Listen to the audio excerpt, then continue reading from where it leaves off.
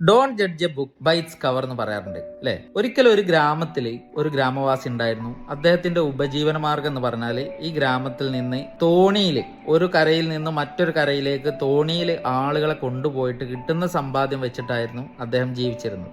ഈ ഒരു മേഖലയിൽ അദ്ദേഹം വർഷങ്ങളായിട്ടുള്ള എക്സ്പീരിയൻസ് ഉള്ള ആളായിരുന്നു. അങ്ങനെ ഒരു ദിവസം അദ്ദേഹത്തിന്റെ ആ ഒരു തോണിയിൽ കുറച്ച് എഡ്യൂക്കേറ്റഡ് ആണെന്ന് പറഞ്ഞ് അഹങ്കരിച്ച് നടക്കുന്ന ഒരാൾ കൂടെ കയറി. അങ്ങനെ ഇയാൾ ആരുടെ കൂടെ കയറിയാലും അദ്ദേഹത്തോടൊക്കെ ഓരോ ചോദ്യങ്ങൾ ഇങ്ങനെ ചോദിച്ച് ആ നാടിനെ മൊത്തം വെറുപ്പിക്കുന്ന ഒരാളായിരുന്നു. അങ്ങനെ ഇദ്ദേഹം ഈ ഒരു തോണിയിൽ കയറി തോണി മുന്നോട്ട് സഞ്ചരിക്കുന്ന സമയത്ത് അദ്ദേഹത്തിന്റെ അറിവിന്റെ ഭാണ്ഡം എടുത്ത് ഈ തോണിക്കാരന്റെ അടുത്തേക്ക് ഇങ്ങനെ ഇടാൻ തുടങ്ങി. അപ്പൊ തോണിക്കാരന് ഇദ്ദേഹം സംസാരിക്കുന്ന ഒരു കാര്യം മനസ്സിലായില്ല. അപ്പൊ ഇയാള് തോണിക്കാരനോട് ചോദിച്ചു, നിങ്ങൾക്ക് ഫിസിക്സ് ഒന്നും അറിയില്ലേ എന്ന് ചോദിച്ചു. തോണിക്കാരൻ വളരെ സാധുവായ ആ മനുഷ്യൻ പറഞ്ഞു, ഇല്ല എനിക്കറിയില്ല എന്ന്. അങ്ങനെ വീണ്ടും പല വേറെ സബ്ജക്റ്റുകൾ അദ്ദേഹം എടുത്തു തുടങ്ങി.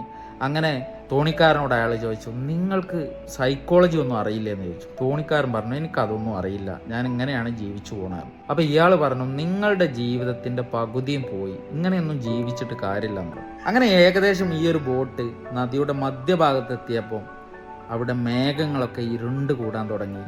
നല്ലൊരു മഴക്കോള് വരുന്നു, കാറ്റുകളൊക്കെ അടിച്ചു തുടങ്ങി. ബോട്ട് അങ്ങോട്ടും ഇങ്ങോട്ടും ഇങ്ങനെ ഒലയാൻ തുടങ്ങി.